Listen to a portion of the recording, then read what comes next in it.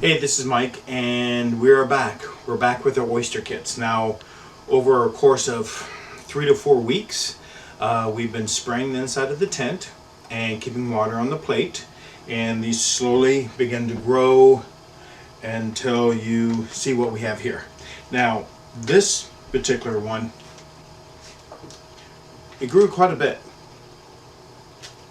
because we allowed many pins to form before we actually moved to the next step of cutting off the bag. Okay, now here we had a lot fewer, as you can see here, and that's what happens. The quantity goes down if you don't wait long enough for those pins to really form.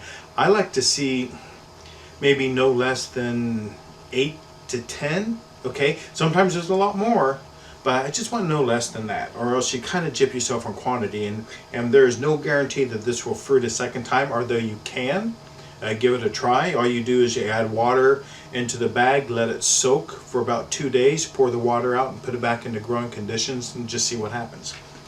Now I wanted to show you how to harvest these, okay? So I'm going to use this one as an example.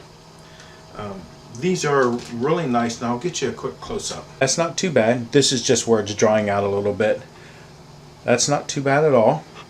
These are beautiful, beautiful mushrooms.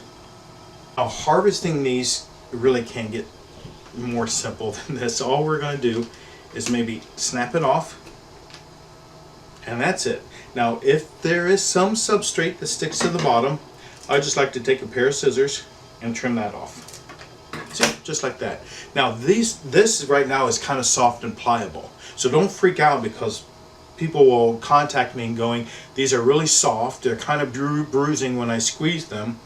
Well, that's because they haven't had an opportunity to dry. When these dry, they're like wood. I mean, you know, they're like wood. So what I like to do is I like to cut these into small pieces while they're still soft and pliable. So when they dry out, it's easier for me to put them like in a coffee grinder maybe and get them more of a powder, so I can use them as a supplement for teas and put them in my coffees, things like that. Also, one of the best things that I found to use these for is for a broth. My wife makes delicious mushroom soup.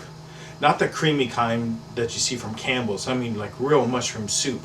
And she'll use this as a broth, and she'll boil a nice pot and put these in there, and then they have that nice slight mushroom taste, but yet the broth is so good for you. This is one of the best things for your immune system. Excellent. So what I'm going to do is just kind of show you kind of how easy it is to cut right now. Why it's still soft, look at this. Here's the stem here. I'm just going to cut that off. See? Very easy. And I like to cut them into small pebble-like sizes like this. That way it's just so much easier to grind instead of trying to grind this down when it's like solid piece of wood. You know, you can't really do it. I do like the look of that, so I'm going to leave it. Let me snap off another one real quick for you. Look how beautiful. There's a story behind this particular mushroom, that I took my granddaughter to get ice cream and I let her play on the swing, and I turned around and I saw the tiniest mushroom, Reishi mushroom, growing off of just a dead log. So I grabbed it, took it home, cloned it, and wow, just beautiful. Like I said, this is starting to dry off only because I rinsed it off with water, but these are still so beautiful. And I'll be cutting those and processing them and turning them into powder, and we tend to sell them for supplements through the website. So I hope you had a good experience on growing your mushrooms. Like I said, you can get a second flush out of them by re-soaking the blocks. If you have any questions, we do have an email address that you can contact us. We are selling supplements and capsules already for you, so if you don't want to go through the process, you can always buy that. Thank you for buying our mushroom kit, and happy mushroom growing.